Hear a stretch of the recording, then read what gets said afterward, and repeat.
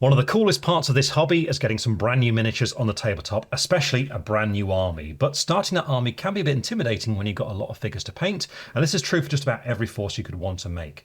Now in this video, what we're going to do is take a look at how you can address this by speed painting your miniatures, and here we're going to be looking at painting Ultramarines here. So we're going to be showing you 3 different methods of speed painting your Ultramarines and getting them look great on the tabletop in no time.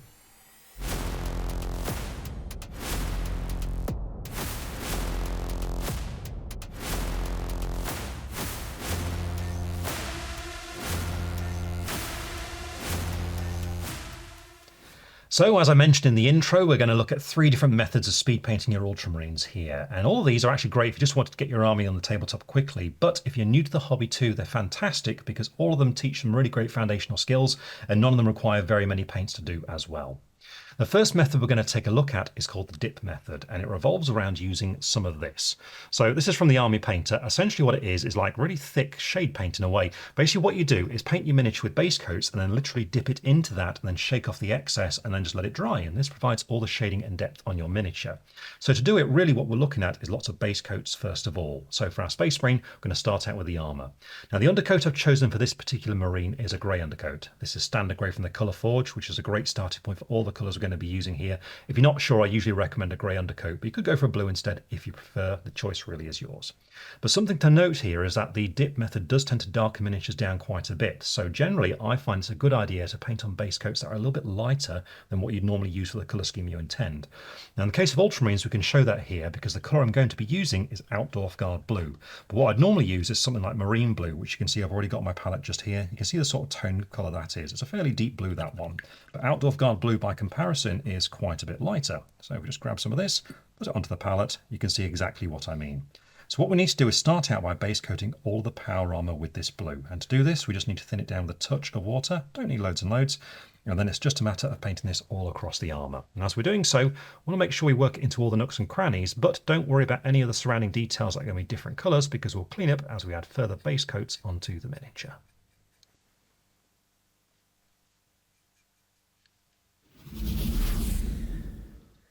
Once you've established that even finish there on the blue, we can move on to the next step. And as you can see, it is a little bit lighter than the blue we'd normally go for, but it will get toned down once we put that dip on there. But now what we need to do is carry on applying base coats onto the miniature. And the next one can be an off black for things like the casing of the weaponry and the joints in the armor, all that sort of thing. And it's a good idea to go for an off black here so the dip can shade it down for a bit of depth in there.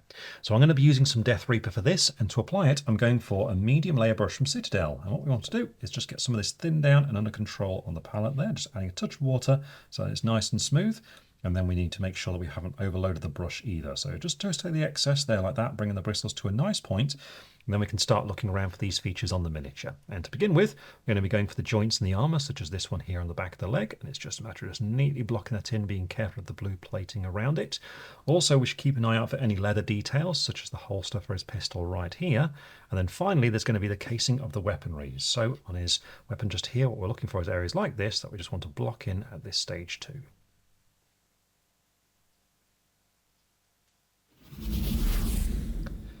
Once you've found all those details that are black, we can then move on to picking out the metallics in the miniature, and we'll start out with the silver. Here you want a nice good strong silver, so I'm going to use some Surcoat silver. Then for the gold, we should go for a nice rich gold. So here I'm going to use some Dragon's Gold. We'll start out with Surcoat silver, and to apply it, I am going to stay with the same brush here. So it's the medium layer brush once again. And now it's just a matter of neatly working around the miniature, picking out all the details that you want to be silver. So for example, the vents and things are going to be this color. And so we want to go in and just start neatly picking these out. Again, being careful of the surrounding blue and black as well.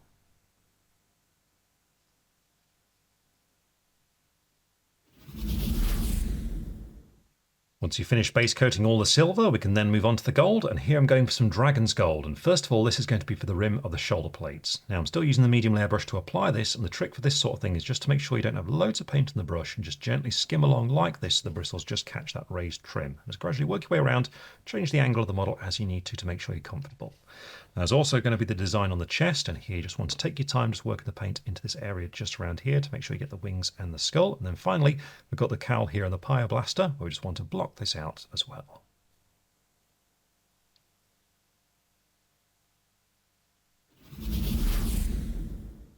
With the metallics blocked in, there's just 2 more base coats that we need to add to the miniature, starting out with a red, which is going to be for the eye lenses, but also the wax of any purity seals on the model too. For this, we're going to be using some demon red, so again, a nice bright red that's going to show through when we put that dip on it. Once that's done, we can then pick out the parchment, and again, we're going for quite a light colour here, and use some vampire fang, so kind of light bone colour for that. But we'll start out with demon red, and to apply this one I do recommend you go for a smaller brush now, and I've switched down to a small airbrush from Citadel. This is mainly just to paint in the eye lenses because it does require a degree of control with this, and a smaller brush just really helps out with that. But what you need to do is again get the paint thinned down on your palette and just make sure you don't overload your brush because you just want to get that nice point to it. So just twist the bristles as you draw the brush along to get that point, and then brace your hands to be as steady as possible, then approach from this sort of direction on each eye lens. So just like this, just making sure just to touch it with the tip of the brush just to pick out that area there like that. Now, as I mentioned, we also want to look for wax of purity seals too, and there is one on this miniature. It is just around here, so we want to make sure we get this at this stage as well.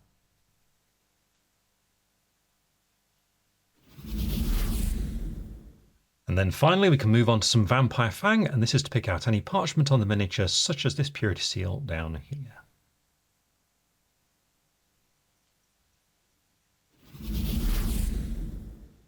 And with that, we've now finished applying all the base coats onto this Ultramarine, so it's time to put him into the dip. Now, when it comes to this, what you need to do is get set up first of all, and that means putting down something to protect your work surface because this can be a little bit messy. So you want some newspaper or some kitchen towel, something like that. So what you then need to do is open up the tin, and once you've done so, give it a really good stir to make sure it's mixed thoroughly.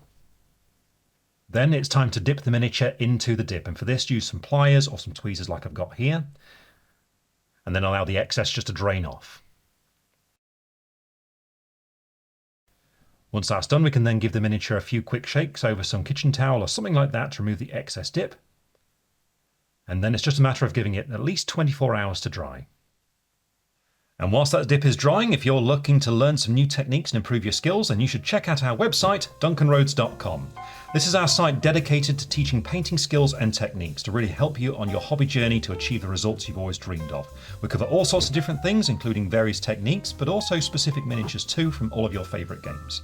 In addition to this, we have a fantastic beginner's course dedicated to anyone who's new to the hobby to teach you all the fundamentals, and we have a passionate community of other hobbyists learning too. We have monthly competitions and giveaways and much more. So be sure to go and check it out because you get access to all of this for just the price of a fancy cup of coffee every month.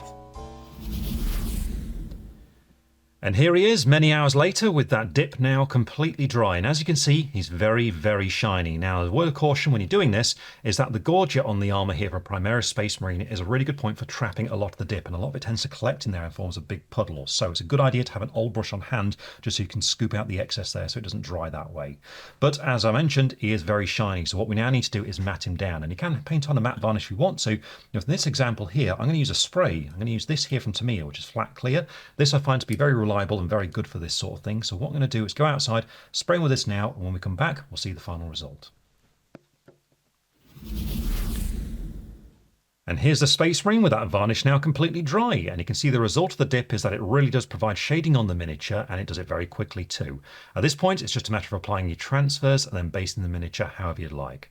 Now, it is worth noting that in some areas it does go blotchy on flat panels, which you can see such as on the shoulder plate just there, but there is no denying that this is a really, really fast way of painting your Ultramarines, so if you just want your arm in the tabletop quickly, this is definitely a method to consider. However, I do recommend that when you take the model out of the dip, just keep an eye on how it settles, because it will tend to collect in certain areas, especially around the gorget on the power armour of Primaris Space Marines. So definitely have an old brush on hand that you can use just to scoop out that excess dip before you leave it to dry.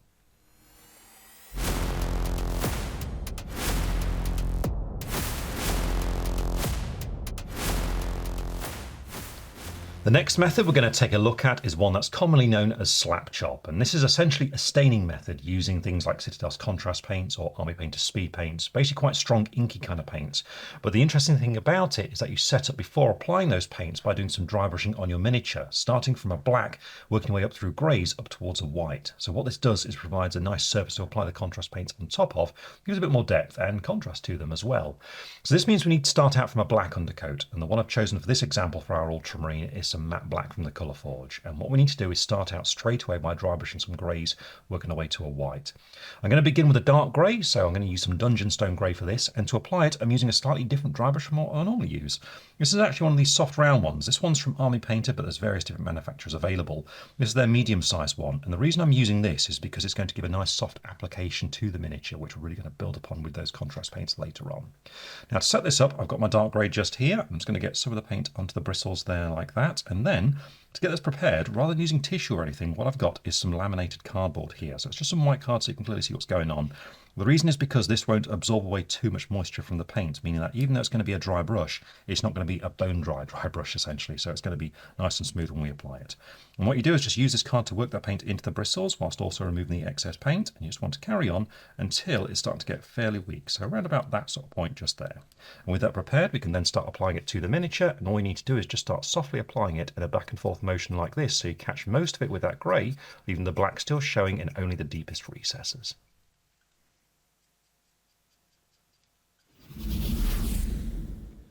I've finished dry brushing that grey now, and you can see the sort of strength I went for and that it is dominant, but that black is still visible in the recesses. And I did switch to a slightly smaller dry brush just to access the underside of the miniature just there, so I made sure that was all consistent, and with that done, we can now move on to some lighter dry brushes. So the next one's going to be a light grey, and here I'm going to use some Carcharodon grey, and then we can move up to the white, and for this I'm going to use some White Star. But we'll start out with Carcharodon grey, and to apply this I'm going for the same dry brush again, so it's that sort of medium-sized one, and the application for this one's going to be largely the same, just a little bit lighter than before. So again, to get a bit of that paint on the brush, and got that laminated card once again, I'm just going to use this to work that paint into the bristles and remove the excess. And this time I'm going down to around about that sort of strength just there before applying it, and then it's going to be that same motion. So again, just lightly flicking it back and forth across the miniature, just gradually building this up, letting some of that darker grey show in those recesses once again.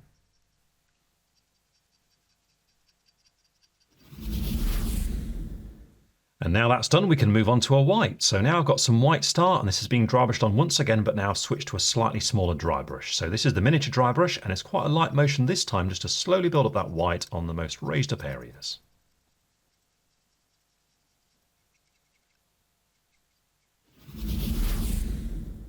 Now at the end of the dry brushing, you're aiming to have something that looks a bit like this. And so with that done, we can now start applying the contrast paints over the top. And for the Ultramarine, we'll start out with that main blue. So here I'm going to be using the appropriately named Ultramarines blue.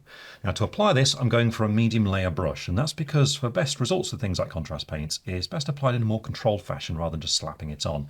That's because it's best to think of these paints almost like felt tip pens, and that you want to start colouring in an area and then let it settle and dry.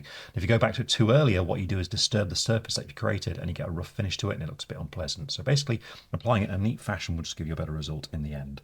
So to do this, what you should do is get the paint onto a palette, and I usually like to thin it down with just a touch of water, just take the edge off it, but you don't need very much.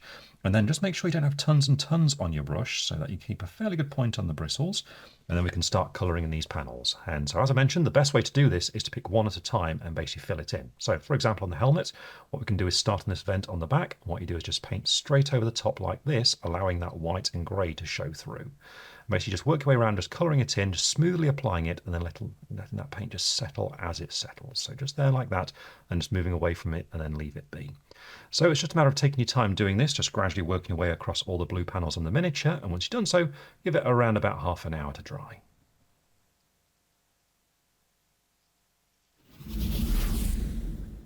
And here we have the result of applying that blue over the top of the dry brushes, and you can see by doing that it just gives it some really nice volume there on the colour. But also I've been very neat and tidy, avoiding details that are going to be using other contrast paint colours because we want the same sort of effect on those. And we can pick out some of those now, starting out with details that need to be black.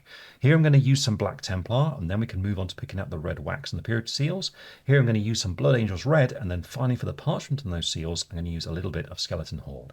But we'll start out with the black, so I'm using black Templar here, and to apply this I've switched to a small airbrush now for a bit more control because we do need to be careful in applying this one. This is a very strong contrast paint which can overwhelm surrounding colours if you splash it onto them, so you just want to make sure you don't put on too much at once. So use your palette to control it, and I do like to thin it down with that touch of water and remove the excess off the brush to get it under control. And then we can start looking for all the parts that need to be black, such as the joints in the armour. Like there's one just down here. Again, just block this in as neatly as possible. We can also pick out the leather, such as the holster for his pistol just here. Again, just picking one panel at a time and blocking it in there like that. But also we can use this on the weaponry too. So around here, for example, the casing of his flamer, I just want to go for areas such as around here.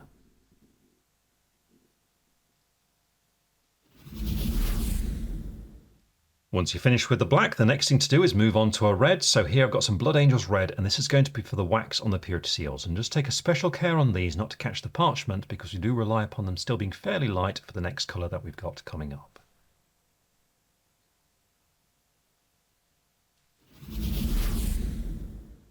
And once that's done, we can then move on to one more contrast paint. This one's going to be Skeleton Horde, and this is for the parchment on the purity seals.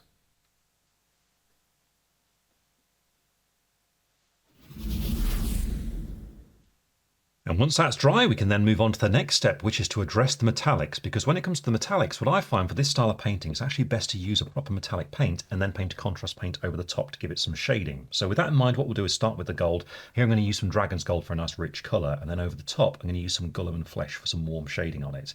Then we'll do the same sort of process with the silver. For the base coat, I'm using Surcoat Silver, then over the top we'll use some Basilicanum Grey for the shading.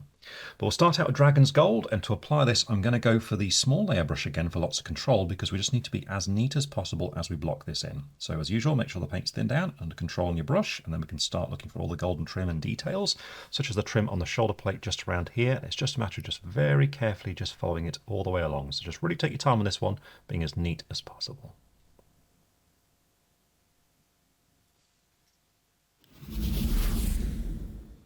Once you've finished blocking out all the gold, we can then jump back to a contrast paint, and here I've got some Gullum and Flesh, still being applied using that small layer brush. And what we want to do is just neatly paint this directly over the top of all the gold.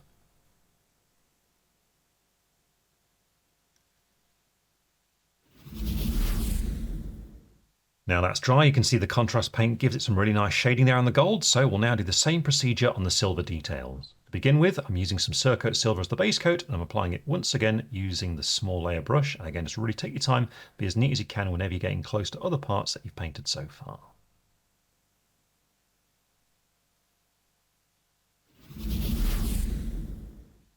And then finally, it's back to a contrast paint once more, and here I've got some Basilicanum Grey, still being applied with a small layer brush, and what we need to do is paint it straight over the top of all the silver.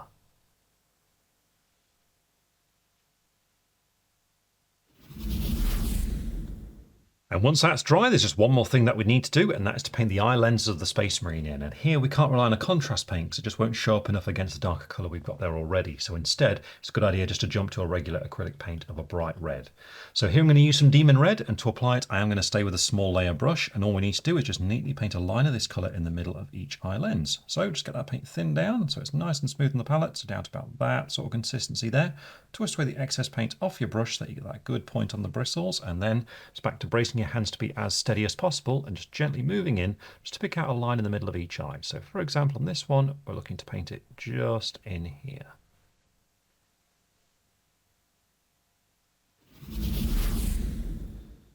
And once the eyes are painted in, the miniature is then ready to be based, and if you want to, you can put the transfers on as well. But there you go, that's how you can paint an Ultramarine using the slap chop method. And as you've seen, this is very straightforward, but there are two key things to bear in mind. The first thing is when you're doing that dry brushing to set things up, you want to make sure that you dry brush your troops consistently, because the colours you paint over the top will vary based upon how heavy you are with those dry brushes. So just take care there, especially with the white. The next thing is when you're blocking in your contrast paints, they do rely upon that colour beneath them showing through. So you've got to make sure that you're very neat and tidy and don't splash the colours onto areas where you don't want that colour, because again, it can affect the overall result. So just take your time and be as neat as you can. But aside from that, it's very straightforward.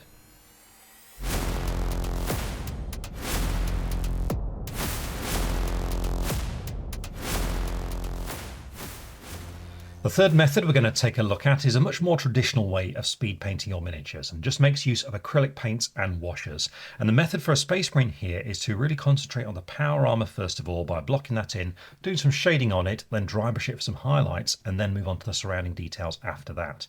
Now once again, of course, we're showing you a great way of painting an Ultramarine for this example just here, and I am going to be starting out from a grey undercoat.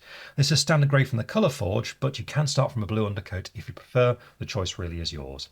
Whatever you choose though, you should begin by really blocking that main blue that you want for your Ultramarines here. So for my example, I'm going to be using some marine blue for this, and to apply it, all you need is a rough base coat brush to get things going. So I'm going for a medium base coat brush here from Citadel, and with this, all we need to do is thin the paint down with just that touch of water, just being careful not to overdo it, and then all we need to do is just block in all the power armour, not worrying about any of the details as we go.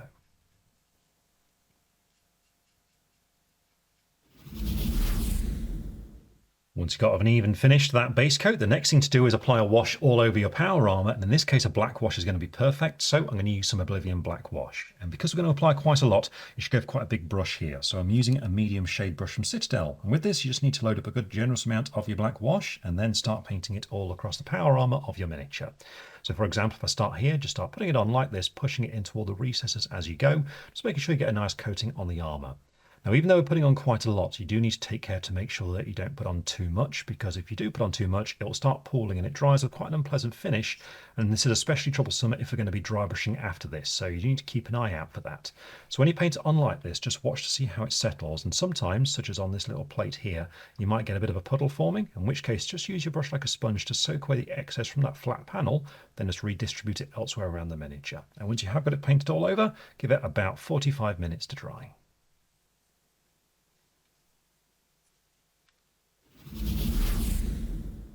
Once the wash is completely dry, the next thing that we're going to do is the dry brushing. And the reason why we set up painting the miniature like this is so that as we do that dry brushing, as we catch surrounding details, it doesn't matter at all because we've not yet blocked those in. And what we should do is first of all re-establish the original colour that we used. So in our case, that's going to be marine blue. Then after that, we'll do a lighter dry brush using a lighter shade of blue. So here I'm going to use some Elysium blue. But we'll start out with marine blue, and to do this I'm going to be using a small dry brush from Citadel, so one of the more regular chisel shaped ones here. And with this you just need a bit of paint on the tip of the brush, get some tissue and use it to work the paint into the bristles there like that, and then just gradually move your way along, removing the excess paint from the brush. You need to carry on until we're at about this sort of point here, and then we can start applying it to the miniature. And this is going to be a fairly soft dry brush, so what we want to do is approach like this and apply the paint in a rounded motion, which if I go quite slowly you can see is kind of like that. You see, being quite heavy with the bristles. And the idea is that so that paint catches the flat areas, but because we're moving quite quickly, it doesn't fall into the recessed detail. So by doing this, we re-establish that original blue, but we keep the shading from the black wash.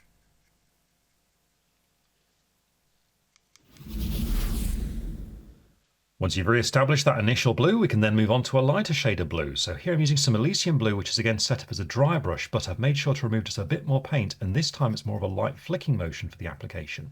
So if I go slowly on the head just here, you can see I'm being very gentle, just touching the miniature, which is the tip of the bristles essentially, just flicking back and forth, because this way instead the paint's going to be catching the sharper edges and corners.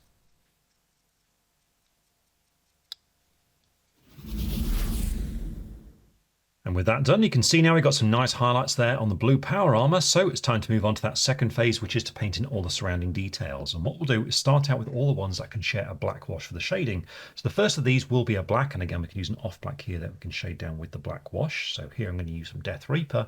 Then once that's done, we can move on to the silver, and here I'm going to be using Surcoat Silver once again.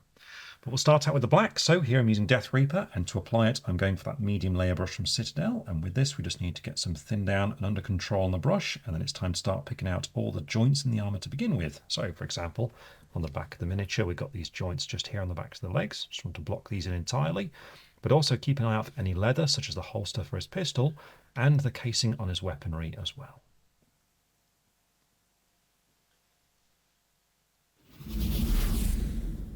And once you've got all the black details, we can then move to pick out all the silver details too, and for this I'm using Surcoat Silver, still being applied using the medium layer brush.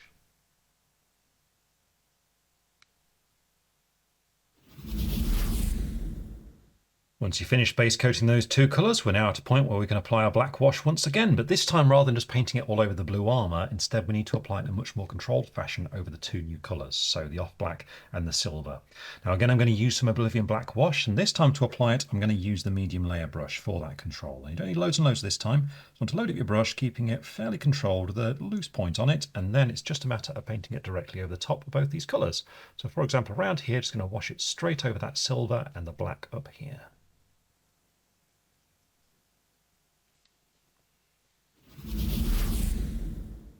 Now the wash is dry, we can move on to the next selection of base coats that are all again going to share the same colour wash, and we'll start out with the gold, and here again I'm going to use some Dragon's Gold. Now with that done we can then move on to the purity seals. So for the wax this time we'll use some Sanguine Scarlet, so a nice deep red to get a good base coat there, and then for the parchment I'm going to use some Skeleton Legion. Now for the wash for all of these, what we want to do is try and keep it efficient. So I'm going to wash all three at the same time with the same colour, and the one that's going to work best over all of them is going to be a brown wash. So here I'm going to be using some Battle Mud wash. But we'll start out with the gold, and to apply it I'm going for my small brush. So as I mentioned, it's Dragon's Gold here, and I'm going for the small brush for lots of control. So it is the small layer from Citadel.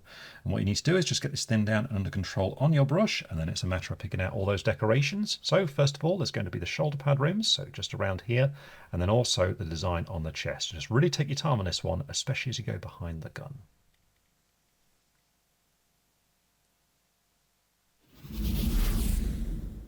With the gold base coat, the next thing to do is base coat the wax of any purity seals with a good strong red. So here I'm using some Sanguine Scarlet, applied again using the small layer brush.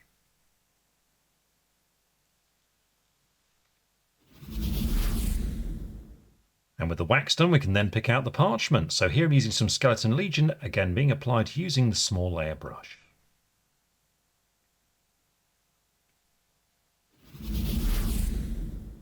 And then finally, it's time to apply a wash over all three of these new colours. And here we want a brown wash, so I'm using some Battlemud wash. And to keep it under control, I'm sticking to the small layer brush because we just need to keep this on these new colours. So the gold, the red, and the bone colour for the parchment.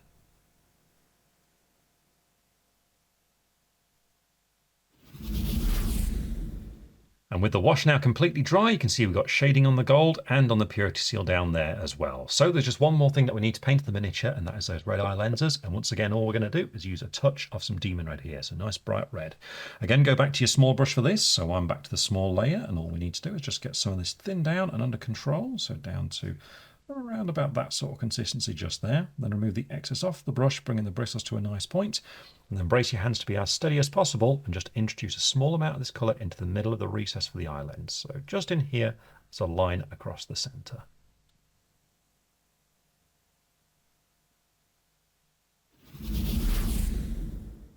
And with that done, this miniature is now ready to be based. And once again, if you want to apply any transfers, now's the time to do it. And so as you've seen, doing this method is actually very straightforward and it's really satisfying as well. And even though we used an Ultramarine as our example for the colour scheme here, you can adapt it to just about any chapter that you want to paint. The trick is just to start out with that main power armour colour and then do your shading on there and then dry brush it to really bring it up to adding some highlights. And once that's done, it's just a matter of working around all those smaller details and just being as neat as you can as you block them in and apply some wash over the top.